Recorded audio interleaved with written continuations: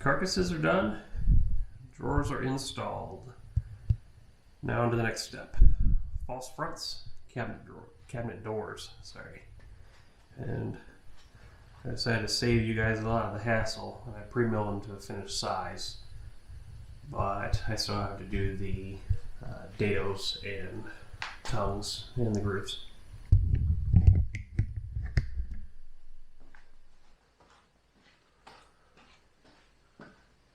So like I said, I decided to save you the hassle. I went ahead and cut these before recording.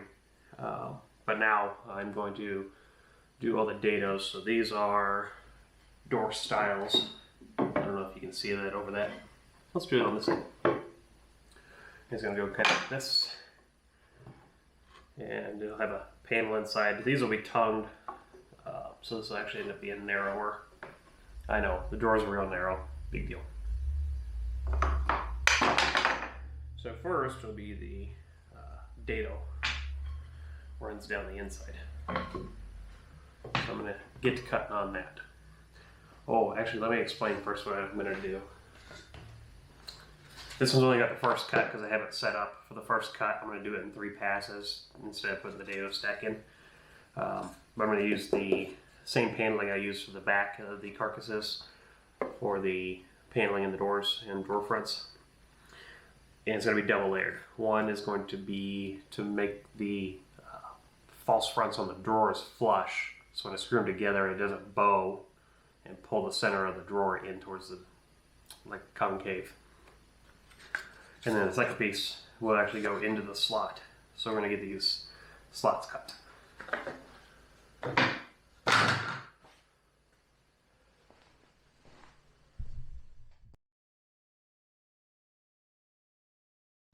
Okay, this is where I'm running all the dados and all the rails and styles. I can just batch this out because they're all identical measurement wise. Really wish it went this fast in real life. I should have put the dado stack in. I never seem to learn that it's just faster and easier to put the dado stack in than to sit here and make multiple passes on the single blade.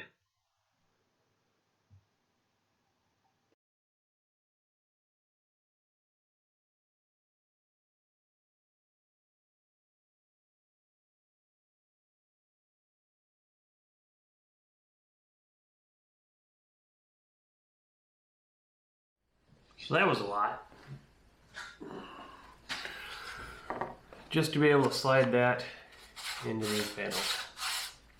Nice tight fit. Probably be a little tighter, but that'll work. I calculated there were 21 doors and drawer fronts between the 2 vanities. Times 4 pieces, 2 rails and 2 styles, 84. Times 3 passes over the table saw is 252 passes over the table saw. Probably could have put the dado stack in for that one. No, that one's tight. The reason I didn't is because now I have to put the dado stack in so I can cut the tongues and the rails to go in them. So you have, there's rails, here's styles. And these are going to have to get recessed into that groove. So I'm going to switch out, put my dado stack in, and get that job set up.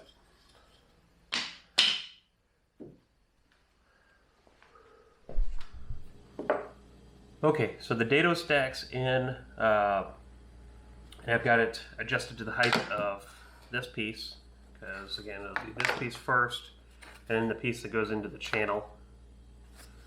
And then I have it set for the, it's 1/2 inch is how long this tongue is going to be when it ends up going into the slot there. So, already made one cut and realized I made a mistake, but luckily it'll be on the back side and nobody should notice. So, other nice part is I only have to do half of the pieces because only the rails are going to get this tongue. The styles don't get it. The styles just interlock. So, away we go.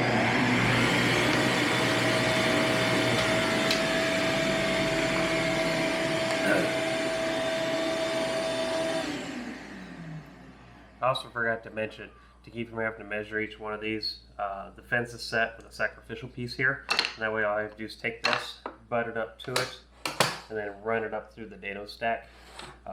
You don't want to run it against the fence the whole way. It increases the likelihood of kickback. So it's just this piece, and then I can go. But I do have to do it in 2 passes. These Dado Stacks aren't exact. I need to cut 1/2 inch or a hair over, so it leaves a little tail on it. So I'm going to run it first, and then I'll put it against the piece, and then run it again.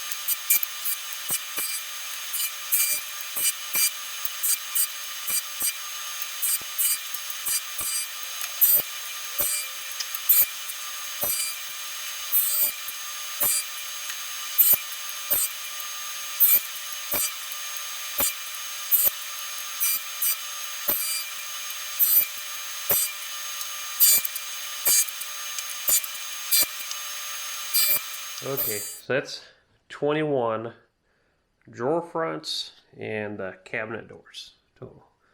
So kind of a shaker style. Still got to put the panel in it. But what I did do is a little different than most shaker is we actually saw on one of the vanities that we looked at in person, but they put a bevel around the perimeter of each piece, and it kind of highlights the gap instead of trying to hide it. To be honest, I think the manufacturers actually did it to try to conceal any defects in workmanship. And no lie, it does a really good job of concealing defects in workmanship, because I ain't perfect at this, and it looks really good. So next up will be cutting the inserts. So, but I am done for tonight.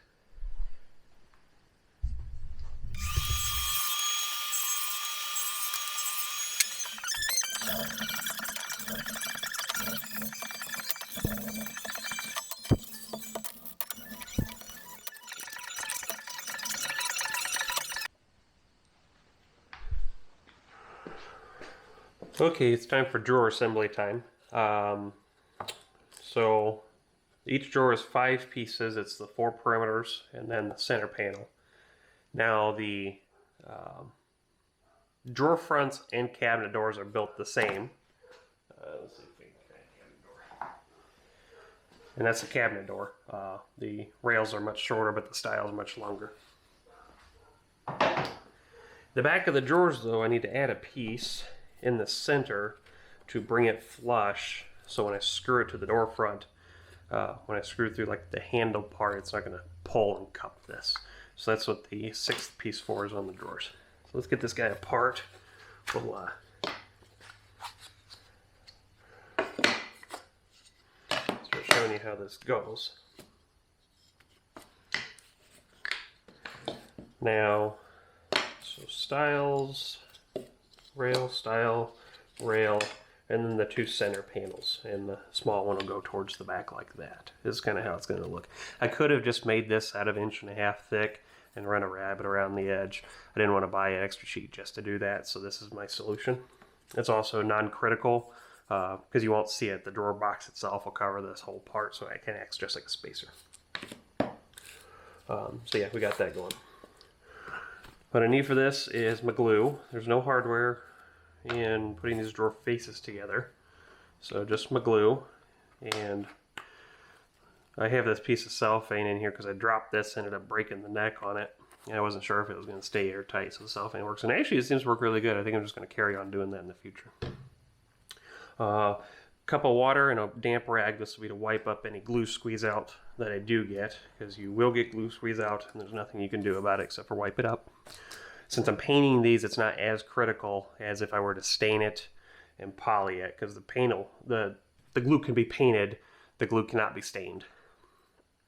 A little brush to smear the glue, And then I'm sitting on a board here. It's MDF, and I took a couple pieces of scrap and hung it or screwed them in at 90 degrees. It's perfect 90 degrees per my framing square.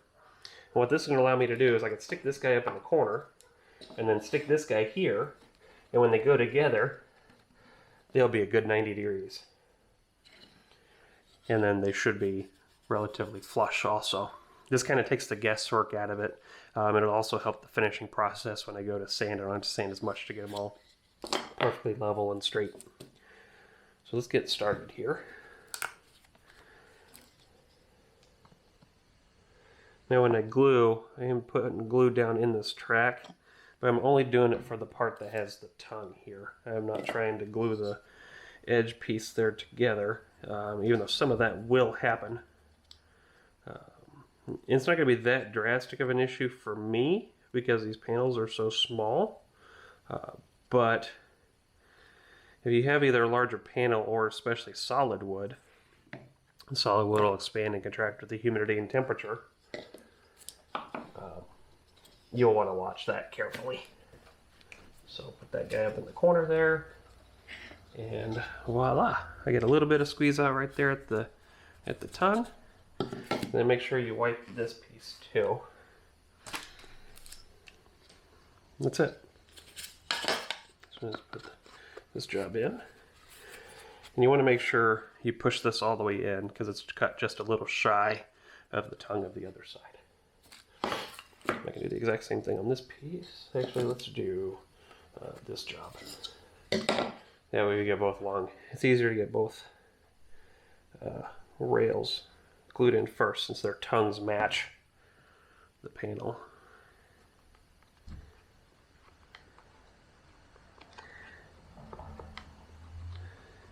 Just trying to use that paddle there to smear that glue around. I don't quite have enough to smear, so try a little more.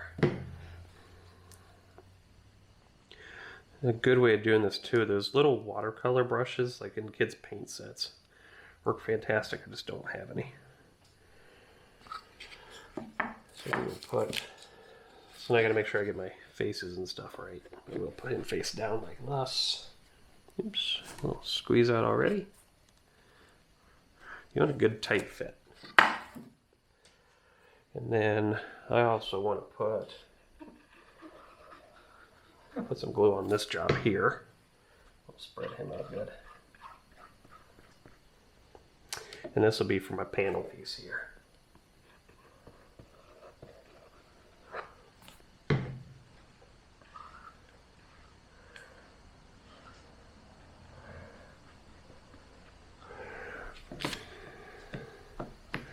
Again, that part's not critical, but I do want it in there like that.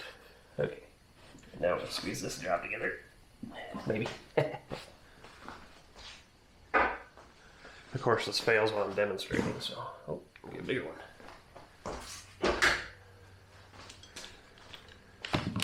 This will help. Ta-da! Look how amazing that worked. A little glue wipe, and ta-da! Now I gotta do this job.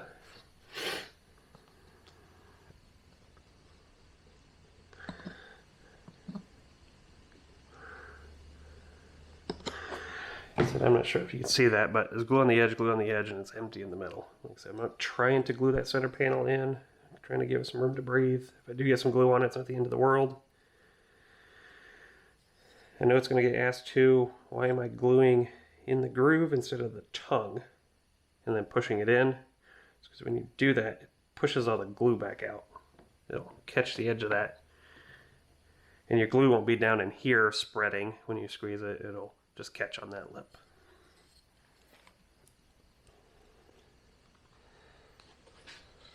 And I'm going to push it together. Oh. Should have done that on the wax paper. Wax paper is nice because all that glue squeeze out won't stick to it. I just keep wiping it off like that. And then eventually I'll rinse my rag out and all that glue will go away. Let's get him.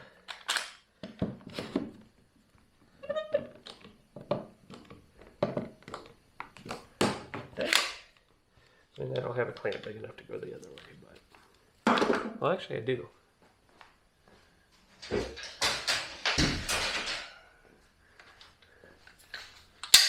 I don't have anything between 24 and this one's a 60.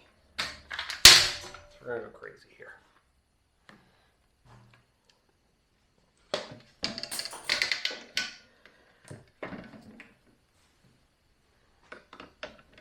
Some of you may recognize this clamp. These are Harbor Freight pieces of junk. They're not perfect, but they do work in a pinch like this. There we go.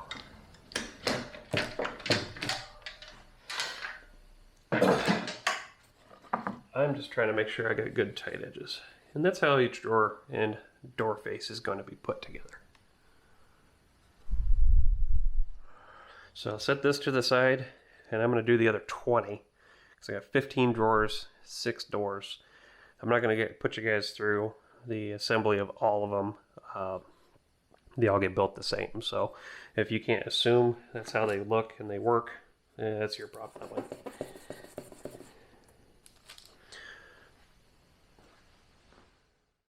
So now I get to do my favorite part again, sanding. Sanding every drawer front, every cabinet door, down to the finished sand. Again, I use the squiggle mark method and just sand until the squiggle mark's all gone. That way I know it's pretty even sand. And then I get to use the new toy the wife got me for Christmas, the Wen oscillating spindle sander, or belt and spindle sander. I mounted a piece of MDF to use as a tabletop just to make it easier, a little more balanced. And I can also pitch it to 45 degrees to sand those bevels down to get a nice finished even bevel. Okay, so what I need to do is make a hole for these. These are concealable face frame hinges. These are soft close, so when you close them part way, they'll close themselves the rest of the way. But what you got to do is you got to make a recess for that to sit into, and then it screws down into the door. So I've got all the doors done. This will be the last hole. There's good reason for that. This is the Craig. I think it's concealable hinge jig or something like that. Can't remember what it's called.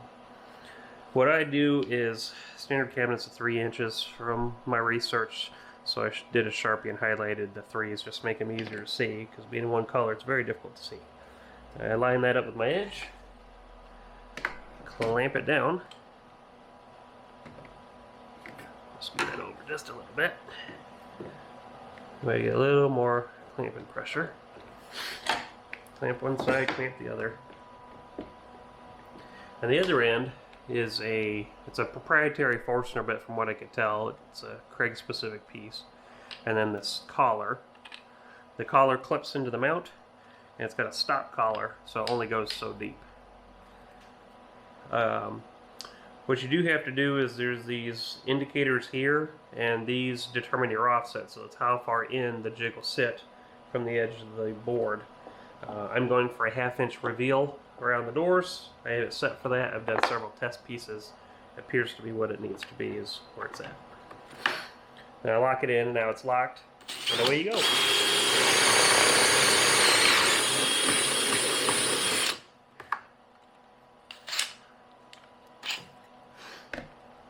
And that's the piece.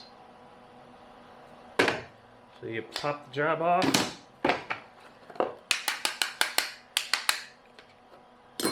And it's perfect every time. Dust him off.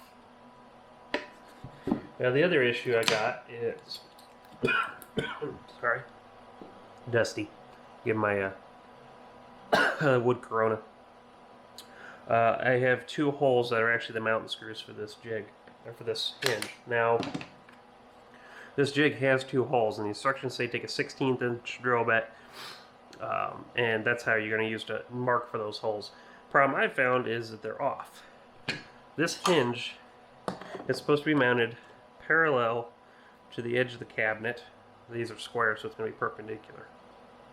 When I use that thing and I do it, it sets it off just a little bit, and it's just enough to cause me problems. So I'm not even going to use those little guide holes. I'm going to do it this way. And then I got a self-centering punch here. If you have a self-centering drill bit, use that instead. Those will work even better than this way. A lot less work. And now my hole is perfectly centered in there. The reason I want them centered is because they're flathead screws, and they're going to self-center as these get driven down. So I'm going to drill my little holes here.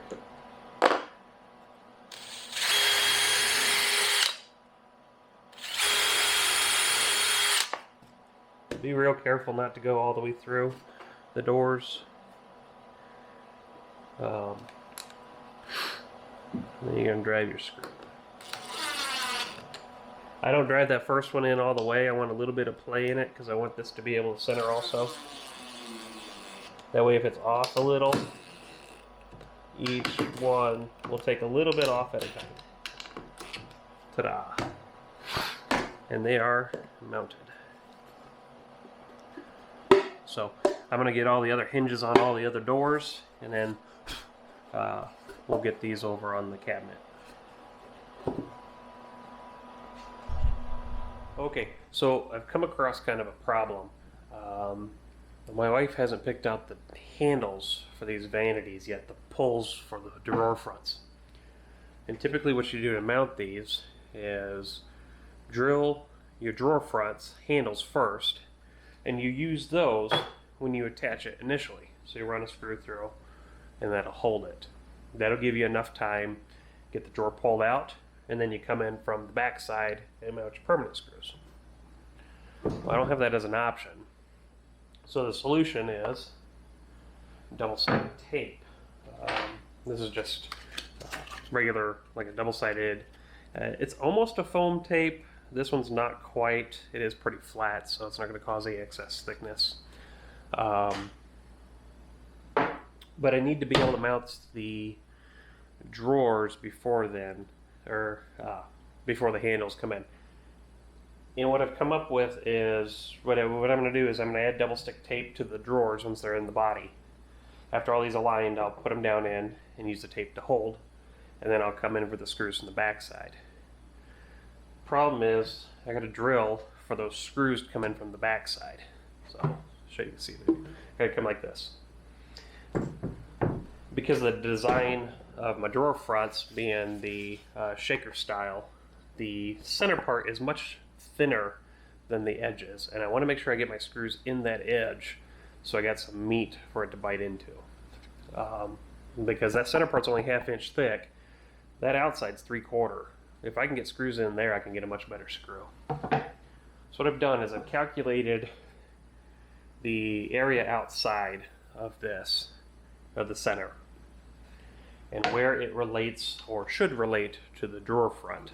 And I've marked, I don't know if you can see my marks on camera, but I've marked 4 points to where if I drill a screw through that, it should hit the meat of my drawer fronts.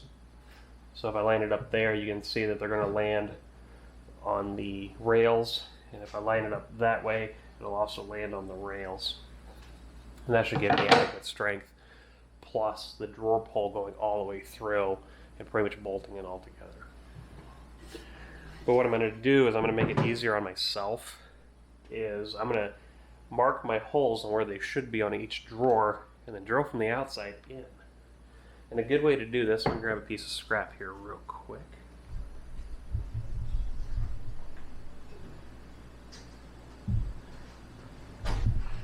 Is take a scrap block and clamp it from the inside like that. And what that'll do is that'll keep me from blowing out the inside and maybe causing tear out that the screw heads can't cover up, because I'm going to use the Craig screws. These are the 1.25 inch length. I got 2 3/4 pieces, 1.5 inch, so I should be good. Get plenty of screw meat hold this system together. And this will also keep me from having to fight with the drill on the backside. Another way to do this, I'm using a flathead screw. That's the reason I'm doing this. I want it to be flat. If you're using another type of screw, you can put it in and kind of pitch it out at an angle. I've seen that done. I'm just not using the proper screws for that. I don't really care for it because it looks like kind of hokey, like somebody didn't drive their screw in properly.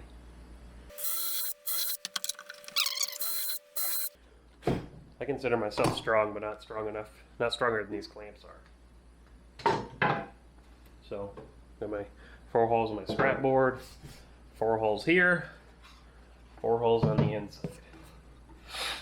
Now, when you calculate this, you do want to make sure that you calculate it appropriately so where your screw head won't interfere with the bottom of the drawer. I'll have no problems using the Craig bit, which is exceedingly long. It's 6 inches or so, and coming in like this with it. Also, it will cause it to pitch a little, not a big deal.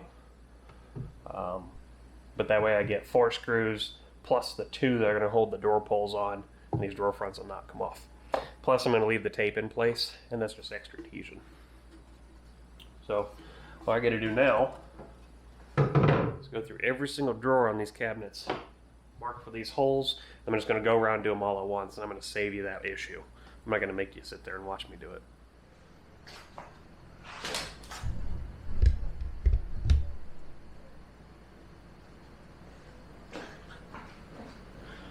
Okay, layout time. I got to get these face frames all laid out, kind of how they're supposed to go.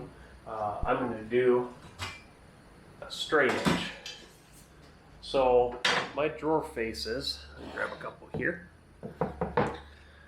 When I put them on, we're going to have a 1/2 inch reveal between each face. So what I'm doing for that is I'm going to start at the bottom of the cabinet. I'm going to put a straight edge on a 1/2 inch mark. So I marked a 1/2 inch, and that's where the straight is going to get clamped to.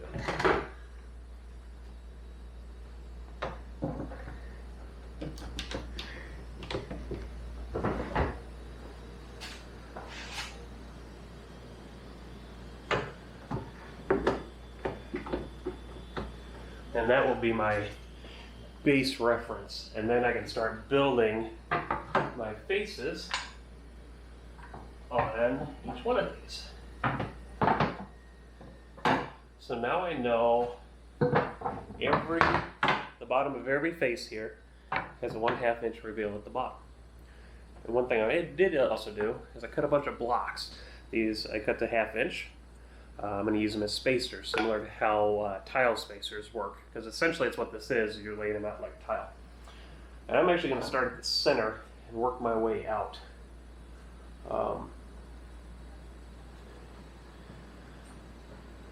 And that way, if I'm off just a little bit, it'll split the off, as it expands. Again, just how tile does. So I actually found my center mark on this column, and that's where I'm going to build off of. Let's do some short ones here, long ones here. Now when I do these, I also want to make sure the one above it is adjusted appropriately. Excuse me. I'm going to take the small ones, put them here, like this, and as it goes, it should just kind of fall into place.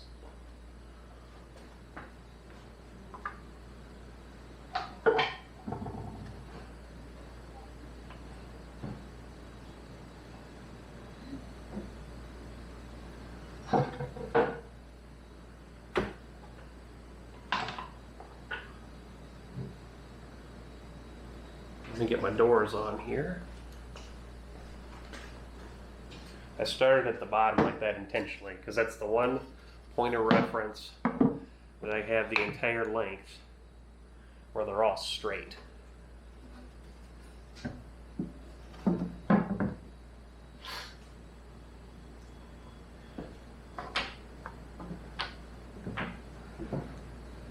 Straight, straight, straight, straight, straight. Now the one issue that I am going to have is the cabinet doors get screwed into the frame, and that will determine where they have to be. So what I'm going to do with those is the hinges are fully adjustable. You know, once they're into a good spot, I can reference those.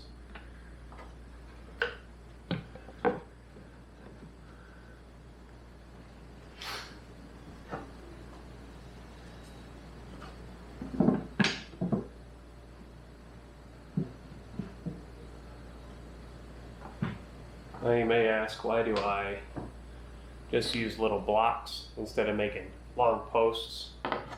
Well, because these are scrap, and it's what I have for scrap. And on the other part, it's actually more accurate. And the reason is because it's easier to get parallel lines on something short than it is on something long.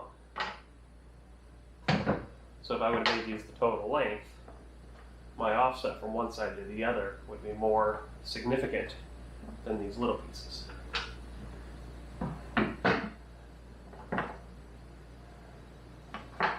Use kind of short here, and ta-da! So that's kind of how they're going to get laid out.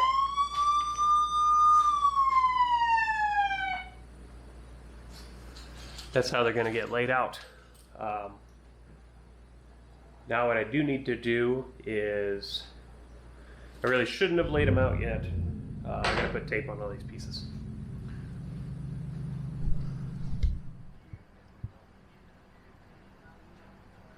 Okay, time for the big moment. Time to get these false fronts mounted. I thought I was going to be able to lay all of these out and just kind of go one by one, attaching them, and that method just doesn't work for me. It may work for some people, it doesn't work for me. So I came up with this other method. What I do is I start scribing reference lines. So this is a 1/2 inch line, so my 1/2 inch overlay around the entire face. And then periodically I put, let's see if I did that one here, and 1/2 inch lines for reference. And what I'm going to do is I'm going to take my straight edges and clamp them in those positions. So this will go, get clamped here as a straight edge, and that'll give me my vertical reference for this bank. And then I'll have another one here clamped on the bottom, and that'll give me my horizontal reference, and I can build up from there. And I'm going to do it each side and then go up and do the middle. Unfortunately, this is what I'm going to have to do. It's the only way that I feel confident in getting these all lined up. I was hoping to use all the panels to reference one off the other, and it just doesn't work as well. So I'm going to hyperlapse this just because it's very time consuming, and you guys don't need to watch me do all of this at normal speed because it's going to take forever. So be prepared, fasten your seatbelts, this is going to go quick. And now I got to put the false fronts in using the double-sided sticky tape and the spacer blocks to give me my 1/2 inch spacing between each drawer front and cabinet door. Try to be as accurate and meticulous with this as possible, just because this will be the final product and what you see, so you want to make sure all your gaps and everything are correct.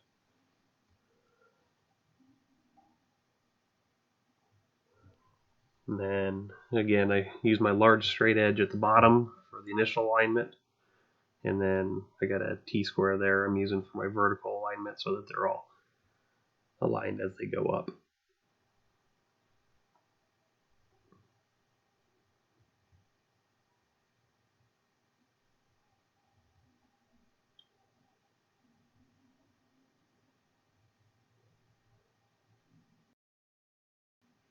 I then get to install the cabinet doors. I made sure the bottoms I use the spacers on, and then I can always, these hinges are adjustable, so I can just adjust them as I go. Bum, bum, bum, bum. Big reveal. They are finally constructed. So let's go over these real quick. Just to recap. So carcasses, 3/4 inch birch ply, 1 by, I guess it'd be 1 by 2. That's actually 1.5 poplar fronts. The drawers are solid poplar, 3/4 stock, dovetail jigs or dovetail joints, full extension soft close slides. The cabinet doors are soft close hinge as well. Yeah, that's a lot of work. I think we're about 3 weeks into this. Would have had it done in 1 if I didn't have a child. Parents would understand. I think the only real exception I had to make was this top drawer on the 36, because the sink was larger than what the cabinet area allowed. I had to make a partition change. Instead of being a full width drawer, it is only a partial width drawer. I believe this solution hides that very nicely.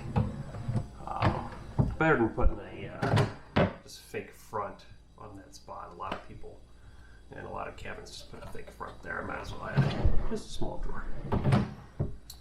So the next phase will be finishing. Gotta do primer and paint, and then move on to the tops. So stay tuned for more.